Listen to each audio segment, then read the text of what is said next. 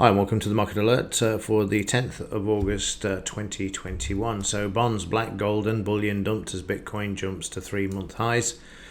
Someone decided Sunday evening it was the perfect time to get the best execution on their 4 billion notional sell orders, and that's gold is what they're talking about there. Because it's quiet and it's easy to achieve, of course. Fed on the verge of losing control. 25% of consumers expect inflation in 3 years to explode to 8%. Everything's about inflation because we've got this tomorrow, the inflation tipping point. And then back to the not the stock market. So that's this one, Peter Schiff. Markets are moving on fantasy. Fundamentals have nothing to do with this market. This market is based on hype, based on momentum, and is based on algorithms.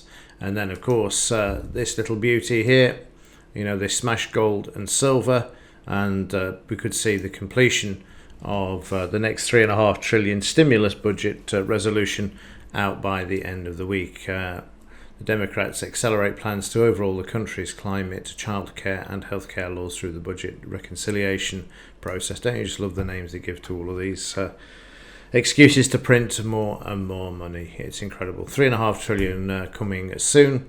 Well, that should support the metals after their flash crashes. That's all I can say. And then we've got news. Not a lot today. It's tomorrow really. The market's waiting for the inflation figures. We've got a couple of European news items today, and also I forgot to add this one in. Let's just drag it in. The implied volatility, whatever the reason or risk that was felt by the market on Friday after the Dow made the new all-time high, the 18.52 is now resolved to 13.61 during yesterday. But you can see down at the bottom here that we've got quite a lot of volatility starting to spike up and down there in the implied. It's not as tiny and tight ranged as we've seen before. It's all starting to get a bit more interesting, a lot more volatility there in the volatility, if you see what I mean. And let's have a look at the Dow. And we can see yesterday we had an inside bar. Market had put in the all-time high on Friday. Yesterday the market trading down to the 5-bar moving average, but finding support there at the 38% retracement at the moment. Weakish on the overnight. If we just have a quick look, you'll see that we moved down sharply overnight, about 70 points down to the 200 MA and down to the low. Again, the importance of the low in the stock markets is incredible. Yesterday you can see when the Dow opened as well, it was volatile, 30 minutes down, 30 minutes of starting to buy back and then returning the market to the upside, but still struggling and failing to hold at these levels. In the bigger picture, from here down to here, you see the market come back to 78% before it moved down there. And the DAX, let's have a look at this. Sideways again yesterday as well. A lot more volatile though. Now we've got some potential weakness here. The market struggling with the recent high to the left, that 778 level. The market went through it yesterday but failed to hold. We still haven't taken out the all-time high. Could do this tomorrow with the CPI numbers when they're released at 1:30. Who knows? Because bad news is good news for the stock market.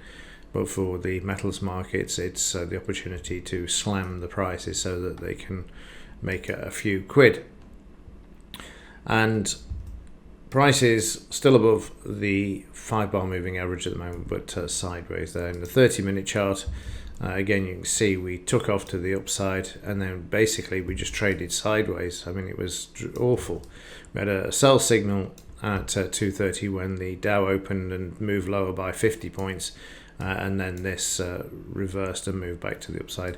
Again, overnight, we've seen the market come back to the downside, and the low and the 200 MA are at the moment still below this. We've not actually retested yesterday's low in the DAX, and it's starting to make its way back towards the upside there. So watch out for the market to struggle at 78 and 89.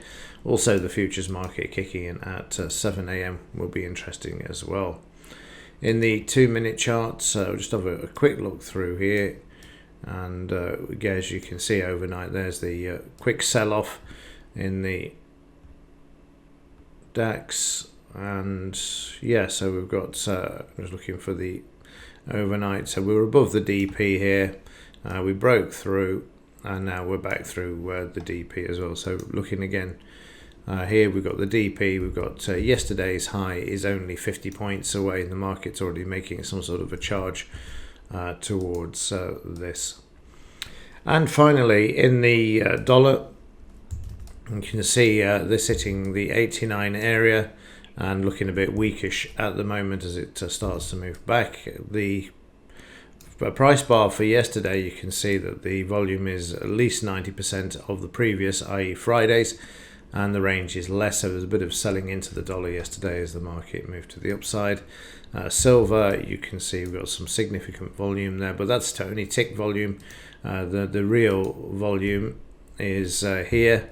You can see yesterday 142,000 contracts for 142,307, which equates to 700 million ounces of silver traded yesterday, when there's only 900 million ounces a year actually mined. So work it out for yourself if you can't see what is going on here with the manipulation of putting the silver market under pressure. Then you'll never see it because it's so blatant there.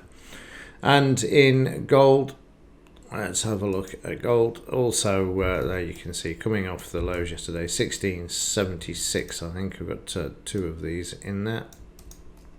Two major supports that the market went down to, and it's trying to come back. We could still see a retest yet in this. This is not over. I'm not looking to get in and add another one yet until I see we get the CPI figures out of the way tomorrow, because if they show a pullback in the numbers, and I have a funny suspicion that they will, then we'll see the low on the overnight smash being retested. So I'm just going to draw that one in for you.